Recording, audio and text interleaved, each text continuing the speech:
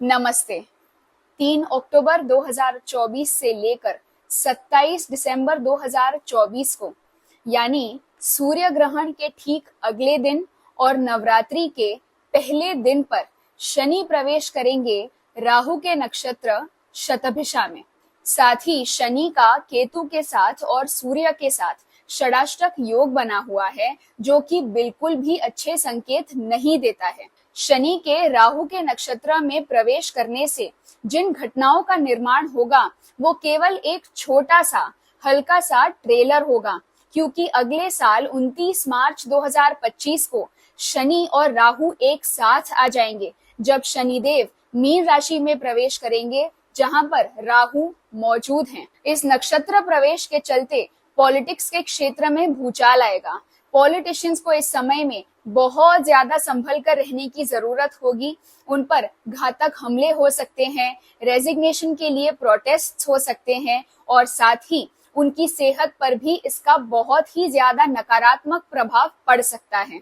इसके साथ साथ कई जगहों पर पानी की किल्लत होगी, सूखा पड़ेगा और उसके चलते अनाज के दाम आसमान छुएंगे। इस नक्षत्र प्रवेश के ठीक 6 दिन बाद 9 अक्टूबर 2024 को गुरु भी वक्री हो जाएंगे। यानी इस समय अंतराल में शनिदेव भी फिलहाल वक्री हैं, राहु के नक्षत्र में हैं और गुरु भी वक्री हो जाएंगे। यानी ब्रह्मांड के दो सबसे बड़े ग्रह वक्री स्थिति में होंगे और ये बिल्कुल भी अच्छे संकेत नहीं देता है। इस समय में जो भी धार्मिक संस्थाएं हैं उनका पर्दाफाश हो सकता है, उनसे जुड़े हुए स्कैम्स, फ्रॉड्स, स्कैंडल्स सामने आ सकते हैं। कर्जे की समस्या बहुत ज्यादा बढ़ सकती है, इसीलिए कर्जा लेने या देने से पहले 100 बार सोच लीजिएगा। इसके साथ साथ बहुत बड़े लेवल पर रिसेशन आता हुआ दिखाई दे रहा है। कई लोगों की नौकरियां भी जा सकती हैं और शेयर मार्केट में भी बहुत बड़ा करेक्शन होगा। इसीलिए अपना पैसा सोच समझकर निवेश करिएगा। आने वाला समय बहुत ज्यादा कठिन है। मैं आपको ये कई समय से कहती आ रही हूँ, अपना पैसा बचा कर रखिएगा। आपको नौकरी में भी बिना किसी अपेक्षा के कड़ी मेहनत करनी होगी, मन लगाकर काम करना होगा। एक्सपेक्टेशंस लीड टू डिसअपॉइंटमेंट, इस वाक्य को याद करते हुए अपनी नौकरी करते रहिएगा, क्योंकि इस समय में अपनी नौकरी बचा कर रखना सबसे ज्यादा जरूरी है। चाहे कोई भी आपको आपके काम के लिए कुछ भी कहे, आपके कलीग्स आपको कुछ भी कहें, आपके बॉस आपको कुछ भी कहें, आपको तिल मिलाकर एकदम आवेश में आकर नौकरी छोड़नी नहीं है। आप मजदूरों की तरह मेहनत करेंगे, तब जाकर आपको उसके शायद 10 या 15% फल मिलेंगे।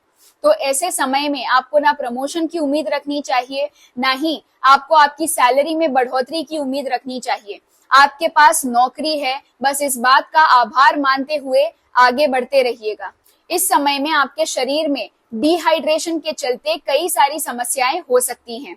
साथ ही आपको घुटनों का दर्द भी परेशान कर सकता है। आपके घुटनों से लेकर एड़ियों के बीच का जो हिस्सा है उसमें मसल्स से जुड़ी हुई प्रॉब्लम्स हो सकती हैं, जैसे मसल्स का दुखना, टिश्यू का फटना, हैमस्ट्रिंग का खिंच जाना या फिर वहां पर चोट लगना। इस समय में एरोप्लेन की मशीनरी में दिक्कतें आ सकती हैं। प्लेन अचानक से क्रैश होकर पानी में गिर जाए और डूब जाए, ऐसी खबरें भी मिल सकती हैं। इस समय में हेल्थ और मेडिसिन के क्षेत्र में कैंसर के केसेस बढ़ सकते हैं, लेकिन उसके साथ साथ कैंसर की दवाइयों से जुड़े हुए रिसर्च में कुछ उपलब्धि हासिल हो सकती है। कुछ डेवलपमेंट्स, एडवांसमेंट्स जरूर होंगे। जल में रहने वाले प्राणियों को भी कई सारी समस्याएं हो सकती हैं, जैसे पानी में किसी जहरीले पदार्थ का फैल जाना, पानी पॉइजनस हो जाना, जिसके चलते कई सारी मछलियां मारी जा सकती हैं। इस समय में अंडर वाटर बहुत ज्यादा रिसर्च होगा। कई जगहों पर ऑयल, पेट्रोलियम की साइट्स मिल सकती हैं। ये जो अभी वॉर्स चल रही हैं और आने वाले समय में वॉर्स की जो ये परिस्थिति है वो और ज्यादा बिगड़ने वाली है, उसमें सबमरीन्स, शिप्स का उपयोग किया जाएगा, जिसका काम अभी शुरू होगा या फिर वो रफ्तार पकड़ेगा। किसी ना किसी तरीके की बीमारी जरूर फैल सकती है, इसीलिए अपनी इम्यूनिटी पर ध्यान दीजिएगा। हालांकि ये जो बीमारी होगी वो कोविड जितनी भयंकर अभी नहीं होगी, लेकिन इम्यूनिटी पर आपको ध्यान देना होगा, क्योंकि जैसा मैंने कहा आने वाला समय अच्छा नहीं है। उपाय के तौर पर इस समय में आप कुष्ठ रोगियों की सेवा करें, हैंडीकैप लोगों की मदद करें, जितना हो सके उतना गरीब मजदूर वर्ग की सहायता करें। साथ ही किसी अस्पताल में आप दवाइयों का दान दे सकते हैं। मुमकिन हो तो किसी मरीज के इलाज का खर्चा भी उठा सकते हैं, उनका इलाज स्पॉन्सर कर सकते हैं। इससे बढ़िया और कोई उपाय हो ही नहीं सकता। आप अपनी यथाशक्ति के अनुसार दान करें। देखिए, मान लीजिए कि कोई हैंडीकैप व्यक्ति है, अगर आप उनके लिए व्हीलचेयर दान में दे सकते हैं तो आप वो करिए। अगर आप 10-20 रुपए भी दान दे सकते हैं तो वो करिएगा। अपनी कमाई हुई रकम से कुछ ना कुछ हिस्सा आप दान जरूर करिएगा, उससे शनिदेव प्रसन्न होंगे और आपके जीवन में तकलीफें नहीं आएंगी, ये मेरी गारंटी है। अगले वीडियो में मैं आपको बताऊंगी कि शनि के इस नक्षत्र प्रवेश का 12 की 12 राशियों पर क्या प्रभाव पड़ेगा। तब तक मेरे साथ जुड़े रहिए, अपना ख्याल रखिए और मुस्कुराते रहिए। बड़ों को आदर, छोटों को प्यार। वीडियो देखने के लिए बहुत बहुत आभार।